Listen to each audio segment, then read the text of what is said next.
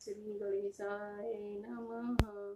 पार्वती द्वारा गणेश जी को वरदान। देवों द्वारा उन्हें अग्र पूज्य माना जाना।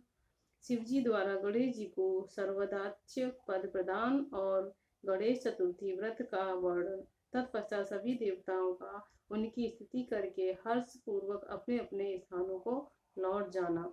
ब्रह्मा जी कहते हैं, मुने, जब विकृत स्वरूप वाले गिरजा पुत्र गजानन व्यग्रता सहित होकर जीवित हो उठे, तब गणनायक देवों ने उनका अभिषेक किया।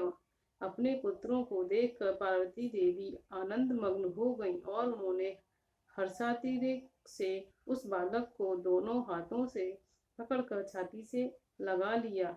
फिर अंबिका ने प्रसन्न होकर अपने पुत्र गणेश को अनेक प्रकार के वस्त्र और आभूषण प्रदान किए। तदंतर सिद्धियों ने अनेकों विधि विधान से उनका पूजन किया और माता ने अपने सर्व दुखहारी हाथ से उनके अंगों का स्पर्श किया। इस प्रकार शिव पत्नी पार्वती देवी ने अपने पुत्र का सत्कार करके उसका मुख चूमा और प्रेम पूर्वक उसे वरदान देते हुए कहा, बेटा, इस समय तुझे बड़ा कष्ट झेलना पड़ा है, किंतु अब तू कृतज्ञ हो गया है।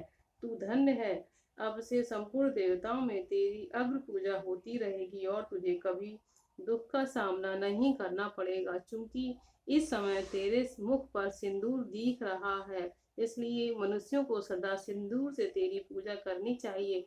जो मनुष्य पुष्प, चंदन, सुंदर गंध, नैवेद्य, रमणीय आरती, तांबूल और दान से तथा परिक्रमा और नमस्कार करके विधि पूर्वक तेरी पूजा करेगा, उसे सारी सिद्धियां हस्तगत हो जाएंगी और उसके सभी प्रकार के विघ्न नष्ट हो जाएंगे। इसमें लेस मात्र भी संशय नहीं है।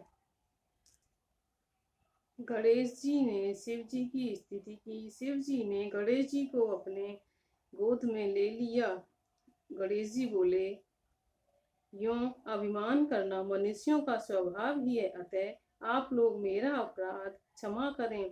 तब मैं शंकर और विष्णु, इन तीनों देवताओं ने एक साथ ही प्रेम पूर्वक उन्हें उत्तम वर प्रदान करते हुए कहा, सुरवरों, जैसे त्रिलोकी में हम तीनों देवों की पूजा होती है, उसी तरह तुम सबको इन गणेश का भी पूजन करना चाहिए। मनुष्यों को चाहिए कि पहले इनकी पूजा करके तत्पश्चात हम लोगों का पूजन करें। ऐसा करने से हम लोगों की पूजा संपन्न हो जाएगी। देवगणों, यदि कहीं इनकी पूजा पहले न करके अन्य देवताओं का पूजन किया गया तो उस पूजन का फल नष्ट हो जाएगा। उसमें अन्यथा विचार करने की आवश्यकता नहीं है। ब्रह्मा जी कहते हैं, हे मुने, तदंतर ब्रह्मा, विष्णु और शंकर आदि सभी देवताओं ने मिलकर पार्वती को प्रसन्न करने के लिए वहीं गणेश को सर्वाध्यक्ष घोषित कर दिया। उसी समय शिव जी परम प्रसन्न चित्त से पुनः गणेश को लेकर उस लोक में गए। शंकर जी बोले, गणेश्वर, तुम भाद्रपद मास के कृष्ण पक्ष की चतुर्थी तिथि को चंद्रमा का सूर्योदय होने पर उत्पन्न हुआ है। जिस समय गिरिजा के सुंदर चित्त से तेरा रूप प्रकट हुआ, उस समय रात्रि का प्रथम प्रहर बीत रहा था। इसलिए उसी दिन से आरंभ करके उसी तिथि में तेरा उत्तम व्रत करना चाहिए। यह व्रत परम शोभन तथा संपूर्ण सिद्धियों का प्रदाता है।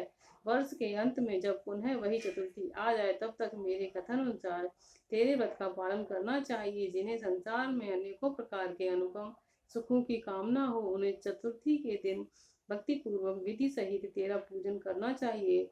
जब माघ मास के कृष्ण पक्ष की चतुर्थी आए, तब उस दिन प्रातः काल स्नान करके व्रत के लिए ब्राह्मणों से निवेदन करें।